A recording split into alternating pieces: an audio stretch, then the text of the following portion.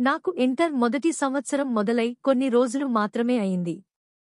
కొత్త కాలేజ్, కొత్త ఫ్రెండ్స్, కానీ స్టడీస్లో మాత్రం నన్ను బాగా ఒత్తిడిగా ఫీలవుతున్నాను. మమ్మీ అడ్వైజ్ చేయడంతో ఒక ప్రైవేట్ ట్యూషన్ మాస్టర్ దగ్గర రిజిస్టర్ అయ్యాను. మొదటి క్లాస్కి వెళ్లిన రోజు మర్చిపోలేను. గది చాలా సింపుల్గా ఉంది. చిన్న టేబుల్, 2 కుర్చీలు, గోడ మీద గడియారం. ఆయన పేరు కిరణ్. కుర్చీలో అల్లర్లుగా కూర్చుని ల్యాప్టాప్ చూస్తున్నారు. నన్ను చూసి మెదలిపోతూ, వచ్చావా? టైంకి వచ్చావు. చాలా మంచిది.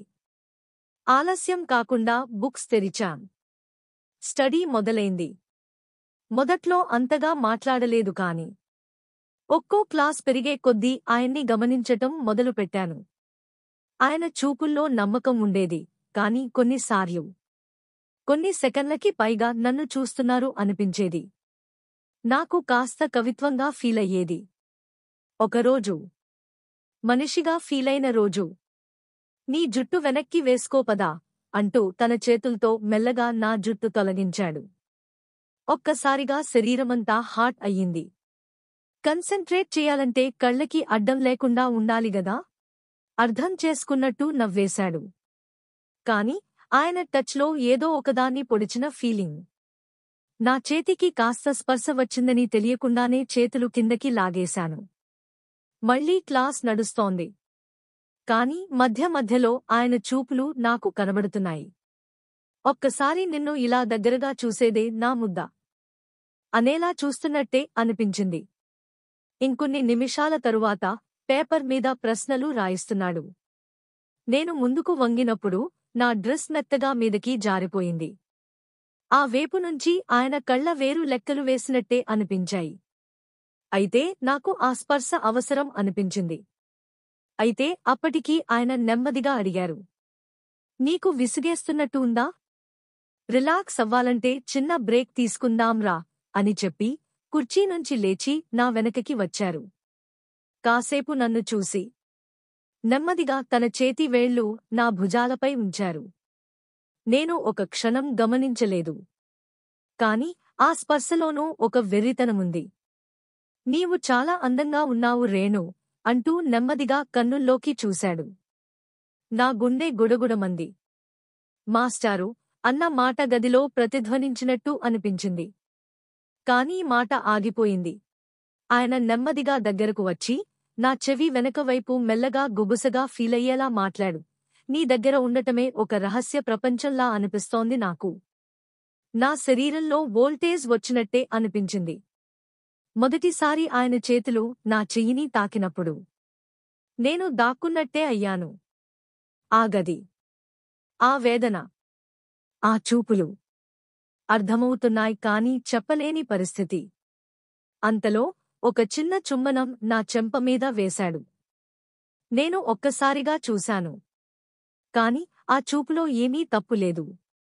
కేవలం ఒక కోరిక. ఇది మొదటి క్లాస్ కాదు, ఇది మొదటి రహస్యము అన్నట్టు అనిపించింది.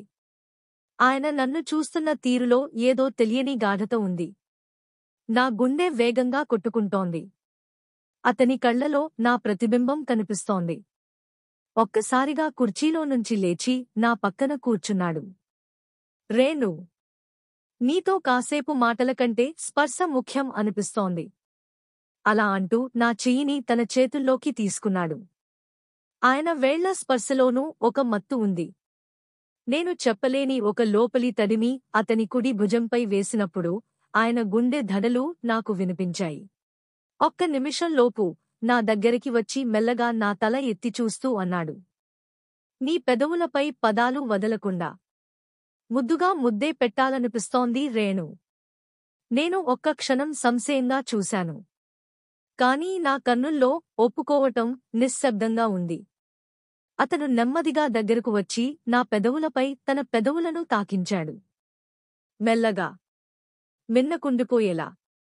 ఆ ముద్దలో వెచ్చదనం ఉంది. ఆ తాకిడిలో కోరిక ఉంది.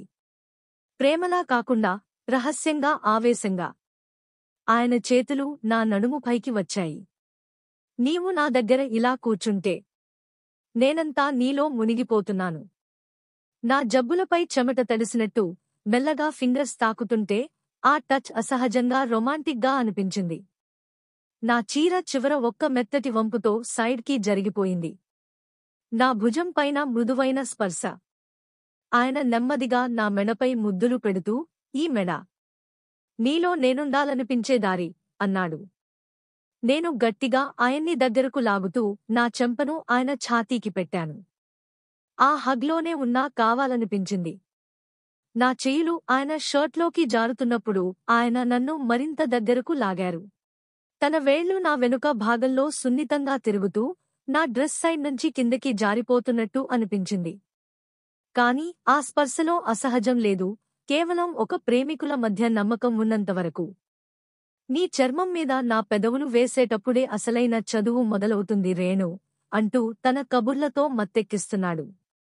అతని హస్తం నా మడిలోకి చేరుతుంటే నా మౌనం అతనికి సమ్మతంగా కనిపించింది. మెల్లగా నేను ఆయన ఛాతీ మీద పడుకుంటూ, ఇంకా కావాలనిపిస్తోంది మాస్టారు అన్నట్టు పెదవులతో ఓ చిన్న నవ్వు విరబూశాను. వెంటనే నా పెదవులపై మరో సుదీర్ఘ ముద్ద, ఈసారి లోతుగా. ప్రేమను మించి కోరికగా. గదిలో వెలుగు తగ్గింది. మన మధ్య దూరం పోయింది. చదువు పక్కన పడింది. శబ్దం మిగిలింది శ్వాసలది మాత్రమే. గది లోలోపల వెలుగు తగ్గింది. మాస్టారు నా చెవిలో మెల్లగా ఊపిరివేశారు. ఇదేనా నువ్వు ఊహించుకున్న చదువు రేణు అంటూ నవ్వుతూ అడిగాడు. నా కళ్లలో ముసురు, చేతుల్లో కంపనం, కాని హృదయం మాత్రం పూర్తిగా తడి. ఇంకా పూర్తి కాలేదు మాస్టారు అంటూ నేను చెప్తూనే ఆయన షర్ట్ బటన్ మెల్లగా విప్పాను. చెయ్యివేళ్లు ఆయన ఛాతీపై తడిగా తిరిగేలా తాకించాను.